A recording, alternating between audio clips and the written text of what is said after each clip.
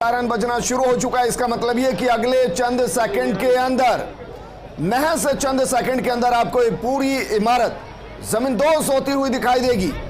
Corruption का हिंदुस्तान का ये सबसे बड़ा टावर अगले चंद सेकंड में जमीन में मिल जाएगा। 32 और 29 मंजिला ये दो ट्विन टावर जमीन में मिल जाएंगे। अब सिर्फ चंद सेकंड का वक्त, मानकर चलिए महज 30 सेकंड, और 30 सेकंड के बाद ये दो गगनचुंबी इमारतें जमीन में मिल जाएंगी।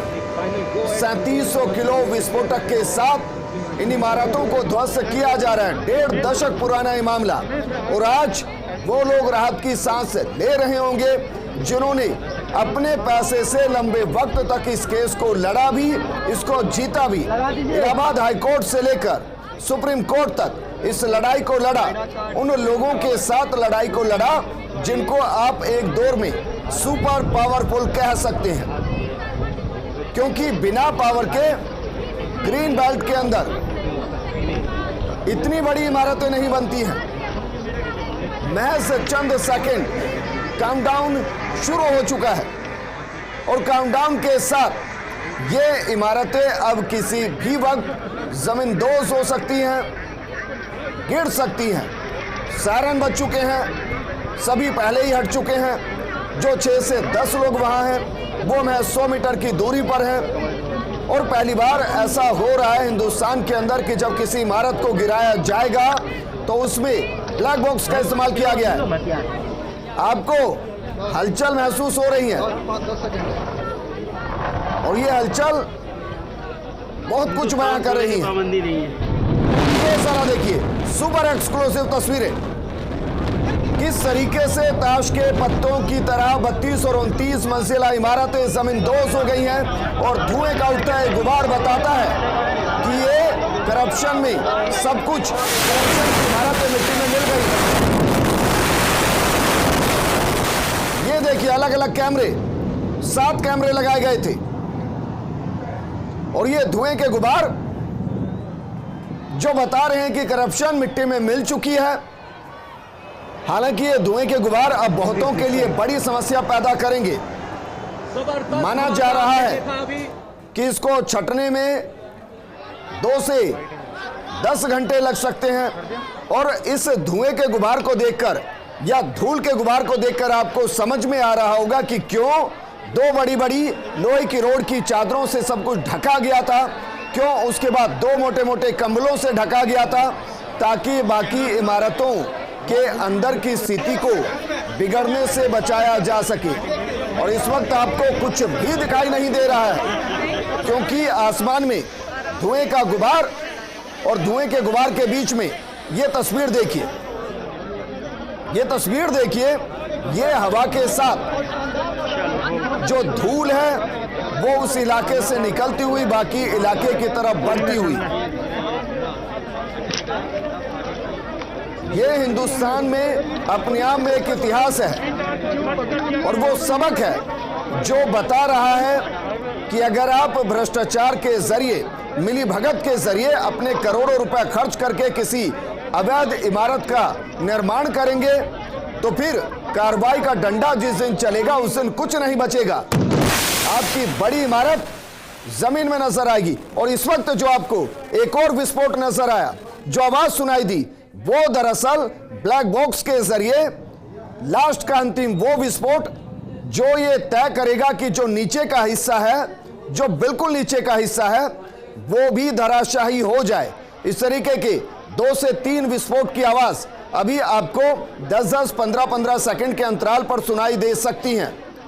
अंत तक ये चेक किया जाएगा कि ऐसा ना हो कि कोई डेटोनेटर जो लगाया गया है उसमें विस्फोट ना हुआ हो, और इसलिए कोई भी नजदीक अभी नहीं जाएगा। मॉनिटर किया जाएगा, हर फ्यूज को चेक किया जाएगा, और जिसका जिक्र हम कर रहे थे, एक बार फिर देखिए। Against all these atrocities, और ये बहुत अच्छा है। इंडिया में एक एग्जाम्पल मिला। सबसे खुशी की बात है कि अभी मैसेज आया है कि नो कोलेट्रल डैमेज। अब हम लोग साइड पर जा रहे हैं, ठीक है, नो कोलेट्रल डैमेज। सारी बिल्डिंग्स हमारी इंटैक्ट है, सारी बिल्डिंग्स इंटैक्ट हैं। सिर्फ जो टूटनी थी वही टूटी हैं बस। नरेश के साथ यही सोसाइटी टास्क फोर्स के हम आप लोग एक तरह से हमें सेलिब्रेट करते हुए दिखे, क्या कुछ कहेंगे? अब कुछ नहीं, अब जो होना था बेस्ट हुआ है, सक्सेसफुल हुआ है, everything is fine. Thank you. Confidence जरा देखिए, ये कॉन्फिडेंस वाकई में बनता भी है, क्योंकि 32 और 29 मंजिला इमारतों को आप धराशाही करें, और वो भी ऐसे इलाके के अंदर धराशाही करें जहां आसपास अनेकों इमारतें हैं। जरा सोचिए, अगर इनको धराशाही करने में थोड़ी सी भी चूक होती तो कितनी मंजिलों की इमारतों को ये अपनी जद में ले सकते थे और उनमें कितना भारी नुकसान हो सकता था। लेकिन इसको कहते हैं perfection, perfection with zero error, और यही पहचान है। आप सोचिए, अंदाजा लगाइए, हम अगर ताश के पत्तों का घर बनाते हैं, उसको अपने हिसाब से गिराने लगे तो भी ना गिरा पाए, और यहां इतनी बड़ी इमारतों को गिराया गया है। और एक लाइन में इसको डिफाइन किया जाए तो लाइन होगी परफेक्शन विद जीरो एरर। ये मिट्टी उड़कर अब जहां जहां तक जाएगी वहां वहां तक ये बताएगी कि देखिए, करप्शन के टावर के अंदर मुझे जड़ा गया था और आज मैं आजाद हुई हूं। और साथ में उन बिल्डर्स को भी ये संदेश देगी कि अगर आप ये सोच रहे हैं कि आप नियमों से खेल जाएंगे, अगर आप सोच रहे हैं कि आम आदमी को धोखा दे जाएंगे, अगर आप सोच रहे हैं कि करप्शन की इमारतें खड़ी कर देंगे, तो वो दिन जरूर आएगा जब इन बिल्डिंगों की तरह आपकी इमारतें भी जमींदोज होंगी और आपका करोड़ों लगाया हुआ मिट्टी में मिल जाएगा। जिस तरीके से इमारत मिट्टी में मिली है, मेगा हमारी सहयोगी लगातार बनी हुई है, मेगा करप्शन की इतनी बड़ी इमारत मिट्टी में मिल गई है, और इसके लिए एक लाइन अगर कही जाए तो गलत नहीं कि परफेक्शन विद जीरो एरर। क्योंकि जिनको हम सुन रहे थे वो कह रहे कि जिन इमारतों को गिराना था वो इमारतें ही गिरी हैं, बाकी कहीं किसी को कोई नुकसान नहीं। बिल्कुल। और देखिए विजेंद्र, जो ये कह रहे हैं उनमें कॉन्फिडेंस भी है, और वो ये बता भी रहे हैं कि अगर कोई काम हम परफेक्शन के साथ कर रहे हैं तो वो तो होगा अच्छा ही। और साथ ही साथ ये एक मैसेज भी कि अगर करप्शन के साथ इस तरह से बिल्डिंग खड़ी की जाएगी या करप्शन किया जाएगा तो वो परफेक्शन के साथ गिराई ही जाएंगी। और वो तस्वीर फर्स्ट इंडिया दिखा रहा है लगातार किस तरह से 9 सेकंड में, मात्र 9 सेकंड में इस तरह से बिल्डिंग का धराशायी हो जाना, इसके लिए कितने एक्सपर्ट लगे होंगे और कितनी एक्सपर्टीज के साथ उन्होंने यहां पर काम किया होगा, इसको आप समझ सकते हैं। क्योंकि उन्होंने ये कहा कि आसपास कोई बिल्डिंग किसी तरह से कोई नुकसान नहीं हुआ है, लेकिन ये गुबार, धुएं का, ये धूल का, मिट्टी का गुबार जरूर नजर आया और बहुत बड़े एरिया को ये घेरता हुआ नजर आया। और विजेंद्र, इसीलिए हमें ये समझना चाहिए कि ये पता था कि जब इस तरह से ये 2 बिल्डिंग्स गिरेंगी 32 और 29 मंजिला, तो उससे धुएं का गुबार कुछ मीटर में ही नहीं होगा, बहुत दूर तक ये धुएं का गुबार जाएगा। इसलिए यहाँ जो लोग थे उनको पहले से ही हटाया गया, और साथ ही साथ जिनको ये अस्थमैटिक प्रॉब्लम हो या फिर सांस से जुड़ी हुई प्रॉब्लम हो, उनको पहले इसीलिए हॉस्पिटलाइज्ड किया गया था कि ये इसका असर जो है, भोपाल जिस तरह से आपको कांड याद होगा, जब गैस फैली थी तो गैस सिर्फ एक थोड़े एरिया में नहीं फैलती है, वो वायु के साथ फैलती है। और इसी तरह से जब धूल, मिट्टी फैलती है, कण फैलते हैं, तो वो एक छोटे एरिया में नहीं होते, वो वायु में मिल जाते हैं, हवा में लेकिन आज ये मिट्टी के कण जहां जहां तक जाएंगे वहां वहां तक ये बताएंगे कि हम करप्शन की सीमेंट में इस तरीके से जगड़कर इमारत में लगा दिए गए थे, आज हमें आजाद कर दिया गया है। और जहां जहां तक जाएंगे ये भी बताएंगे कि अगर आप मिट्टी को करप्शन में इकट्ठा करके इमारत में खड़ा कर देंगे तो अंत में आपके पैसे मिट्टी में मिल जाएंगे, हम आजाद हो जाएंगे। बिल्कुल। और इसीलिए ये जो जितना भी खर्चा हो रहा है, जो धराशायी किया गया है, उसमें 17 करोड़ के लगभग बताया जा रहा है, 17 करोड़ 55 लाख के आसपास लगभग ये जो है वो बताई जा रही है, वो बिल्डर से ही वसूली जाएगी रकम, और जो आगे खर्चा होगा वो भी बिल्डर से ही वसूला जाएगा। और वो ये जरूरी भी होता है कि ये बताना कि आप जो करप्शन खड़ा कर रहे हैं वो करप्शन धराशायी तो होगा ही, और उसका नुकसान आपको आने वाले टाइम में भुगतना भी पड़ेगा, चाहे आप करप्शन कितनी तेजी से खड़ा कर ले, कितने पावरफुल आप बन जाएं, लेकिन सच के सामने, कानून के सामने, प्रशासन के सामने आप हमेशा बोने ही रहेंगे। इसीलिए चाहे ये 32 मंजिला बिल्डिंग हो, चाहे ये 29 मंजिला बिल्डिंग हो, इनका हाल यही होगा, ये जमींदोज ही होंगी। बिल्कुल मेघा, लेकिन जानकारी आपके पास या तस्वीरें जैसी आप वहां देख रही हैं जी, सवाल यह है कि जिस तरीके से हवा चल रही है और हम मिट्टी को देख रहे हैं, ऐसा लग रहा है कई किलोमीटर दूर तक ये जाएगी और अगले 5 से 7 घंटे लग सकते हैं वहां एयर को क्लियर होने में, मिट्टी को बैठने में। बिल्कुल विजेंद्र, देखिए जैसा मैंने पहले भी कहा कि जब मिट्टी के कण हवा में जाते हैं तो आप ये नहीं कह सकते, उसे एक एरिया तक नहीं रोक सकते हैं, और इसीलिए पहले से ये तैयारी की गई थी कि जो इस तरह के लोग हैं जिनको प्रॉब्लम है सांस की, उनको पहले से ही एडमिट करा दिया जाए या उनके साथ एहतियात बरता जाए। और जब ये हवा चलती है, क्योंकि सिर्फ ये नहीं देखा जाता है कि कितनी बिल्डिंग कैसे गिरनी है या किस तरह से कार्य होना है, उसमें स्वास्थ्य विभाग भी होता है, क्योंकि जब ये बिल्डिंग गिरेगी, जब वायु के कण हवा में फैलेंगे तो वो किस तरह से प्रभाव लोगों पर डालेंगे। जब हम एयर पॉल्यूशन की बात करते हैं, प्रदूषण जब धुएं से उठता है तो वो प्रदूषण जिस तरह से कार्य करता है वही प्रदूषण ये भी है। ये मिट्टी के कण कोई इस तरह से कण है जो लोगों को नुकसान पहुंचा सकते हैं। आसपास के लोगों को तो इसलिए ही खाली करवा दिया गया और दूर दूर तक जो है लोगों को एहतियातन के लिए बोला गया पहले से ही कि कई किलोमीटर, क्योंकि जब ये हवा चलेगी जिस एरिया में चलेगी, और अभी आपने इन तस्वीरों से समझा भी कि जैसे ही धराशायी हुई बिल्डिंग, वो धुएं का गुबार जो है, मिट्टी का गुबार जो है वो फैलता चला गया और कई किलोमीटर तक फैलता चला गया। इन तस्वीरों से जरा समझिए, अगर ये इतना ही फैलता जा रहा है तो उसके लिए तैयारियां भी उतनी ही ज्यादा हैं। ये हम जो तस्वीरें दिखा रहे हैं कि 500 मीटर तक रोका गया है, ये डाइवर्जन किया गया है सड़क को, या फिर लोगों को दूर कर दिया गया है सोसाइटी के, वो सिर्फ ये लोगों को तो जो पास हैं, जो दूर के लोग हैं, उनको भी एहतियातन के तौर पर चेतावनी दी गई है, कहा गया है, क्योंकि ये बिल्डिंग जब टूटती है, इस तरह से धुएं का गुबार, मिट्टी का गुबार होता है, तो उन एरियो को पहले से ही अलर्ट किया जाता है कि हवा का किस तरह से सर्कुलेशन होगा, हवा किस तरह रहेगी, मौसम किस तरह से होगा, क्या कुछ चीजें रहेंगी। उन तमाम चीजों को समझते हुए, हर विभाग से बातचीत करते हुए, और उसके बाद एक प्लानिंग की जाती है, प्लॉटिंग की जाती है, और वही प्लानिंग की गई। हालांकि अब आपको रोकना चाहूंगा, अपने दर्शकों को एक बार फिर हम दिखाते हैं कि दरअसल ये बिल्डिंग कैसे गिरी है और किस तरीके से ये हाल इस बिल्डिंग का हुआ है। ये जरा देखिए, हम आपको रिवर्स करके इस पूरे वीडियो को दिखा रहे हैं। अब जरा गौर से देखिए किस तरीके से ये बिल्डिंग धराशायी हुई है, नीचे से विस्फोट शुरू हुआ और 32 और 29 मंजिल तक गया, और उसके बाद ये बिल्डिंग जमीन में मिल गई। ये आज पूरे देश के बिल्डर्स के लिए एक बड़ा संदेश है।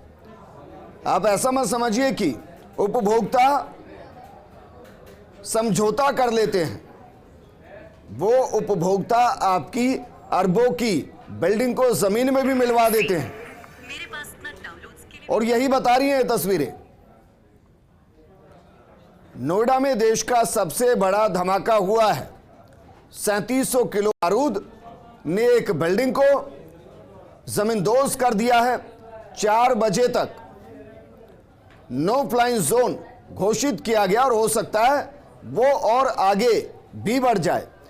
जरा परफेक्शन को समझिए, 9 से 12 मिनट के अंदर यह बिल्डिंग जमींदोज होनी थी और शार्प 9 सेकंड के अंदर 9 सेकंड के अंदर यह पूरी बिल्डिंग जमीन में मिल गई।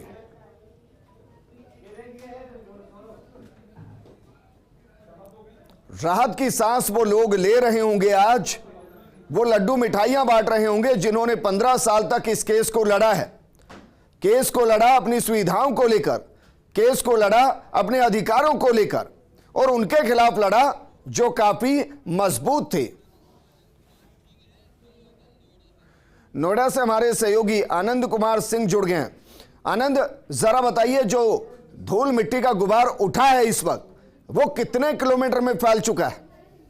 जी मैं आपको बताऊं, ये एक अद्भुत टेक्नोलॉजी थी जिसके तहत विस्फोट करा गया। उसके आज उस विस्फोट के बाद उपजा दस्त और धुआं कई किलोमीटर दूर तक दिखाई दिया गया है। जो मैं आपको बता दूं, हमारे संवाददाता लगातार इस स्टोरी को लगातार कवर कर रहे थे, जिसके तहत हम लोगों ने खुद भी देखा कि गुबार दस्त का ऐसा उड़ा जो आसमान को चीरता हुआ बिल्कुल ऊपर तक जा रहा था। और कई किलोमीटर दूर तक बैठे हमारे दर्शकों तक से हमें फोन आया है कि कई किलोमीटर, लगभग 5-6 किलोमीटर दूर तक वो दस्त और उसकी धमक सबने देखी और सुनी है। जी जितेंद्र जी। आनंद, क्योंकि लगभग 14 मिनट हो चुके हैं बिल्डिंग को जमींदोज हुए, हम जिनको सुन रहे थे, जिन्होंने जिम्मेदारी निभाई, वो कह रहे हैं कि आसपास के बिल्डिंग में कोई दिक्कत नहीं आई। क्या ये कहा जाए कि ये perfection with zero error action लिया गया है, या कुछ अब जानकारी वहां मिल रही है?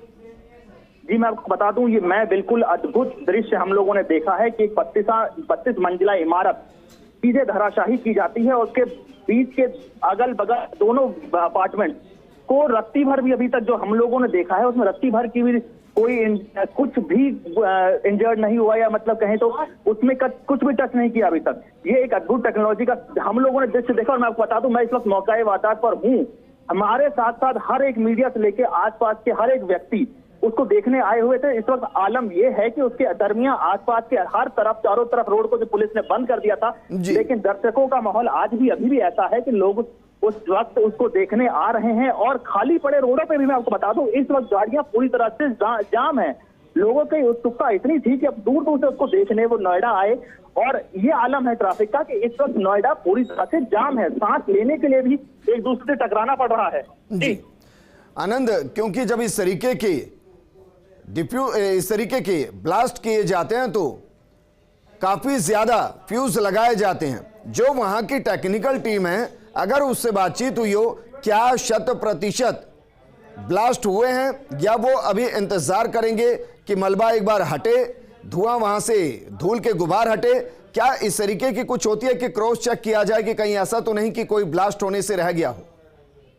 जी हमारी टेक्निकल टीम से बात हुई तो उन्होंने अभी हमसे साफ, हमारे चैनल से साफ कहा है कि उन्होंने कि अभी डस्ट को हटने का इंतजार किया जाएगा, कि डस्ट जब हटे उसके बाद एनडीआरएफ की टीम और टेक्निकल इंजीनियर लगातार उस साइट को विजिट करेंगे और देखेंगे कि कितने बारूद फटे हैं और कितने बाकी हैं। लेकिन मैं आपसे बता दूं, आपके, हमारे और आपके इस समय को आप, हम लोग और हर वो दर्शक हमारे चैनल में बैठा हुआ हमेशा याद रखेगा कि 32 मंजिल इमारत एक ऐसी धराशाही, भ्रष्टाचार की इमारत जो ऐसी धराशाही हुई कि उसके आसपास खड़ी इमारतें बिल्कुल लगातार अपनी ही जद में लगातार खड़ी हैं। जी बिल्कुल आनंद, इस दौरान सवाल ये भी इस वक्त खड़ा हो रहा है कि ये तो ब्लास्ट हो गया, क्या ये मैं कह रहा हूं तो गलत तो नहीं कि हिंदुस्तान के इतिहास में पहली बार ऐसा हो रहा है कि जब इतनी बड़ी इमारत को गिराया जा रहा हो और उसके अंदर ब्लैक बॉक्स का इस्तेमाल किया जा रहा हो?